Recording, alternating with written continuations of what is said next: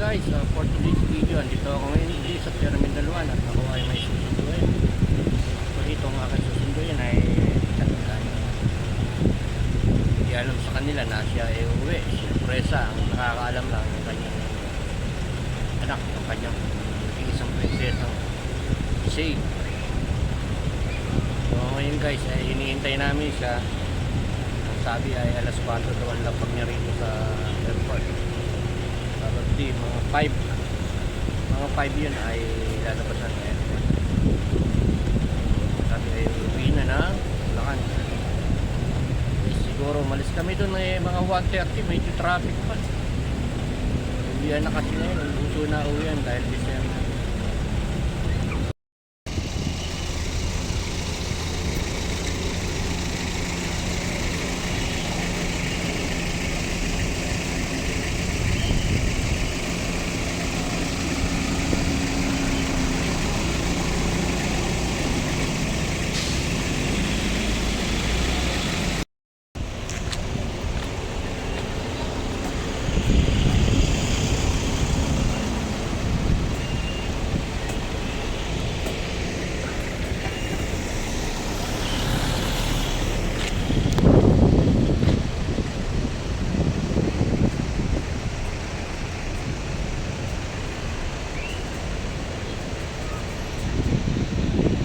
Guys, yung akin nga po palang sakay ay manggagaling ng CES Republic. Dati po siya sa Taiwan. Hindi na umuwi ng Pinas, diretso na ng CES Republic. Kakaalam ko po CES Republic ay sakop ng Europe. Kaya doon po siya manggagaling. Po sa Terminal 1 siya na schedule ng baba. Dalas din po ako din Terminal 1. Karaniwan ng punto ko rito ay galing ng Japan, galing ng Middle East, Hong Kong. Guys, ayun, nakikita nyo, napakaraming sasakyan dito.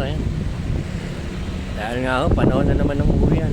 December na naman, mga kababayan natin, ang mga ilan ay gusto siyempre dito makaranas ng Pasko. Lalo yung mga nasa Middle East, walang Pasko.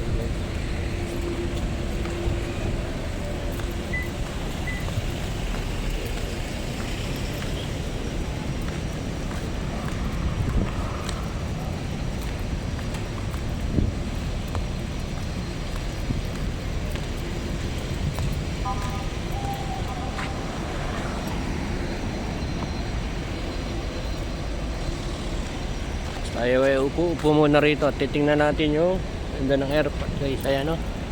Ay si Bliss, yung kulay red po.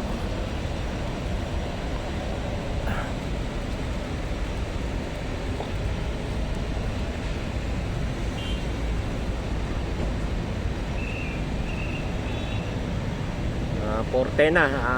Hopefully, andyan na siguro sakay ko. Nakababa na. Nag-aayos na lang siguro sa immigration guys yun. Ito ang mahirap dito sa Terminal 1 guys. Lahat tayong sisilungan na parking. Open parking talaga rito.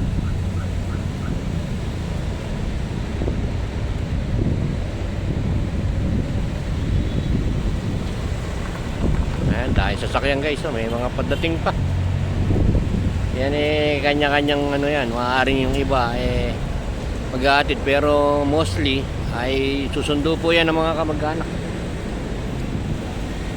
Bihira po yung mga papalis ng ganitong panahon. Karaniwan po niyan ay puro papauwi. Gusto nga maranasan na dito magpasko sa atin sa Pilipinas. Kahit po mahirap ang buhay dito sa Pinas, ay iba ang Pasko rito, unlike sa ibang bansa.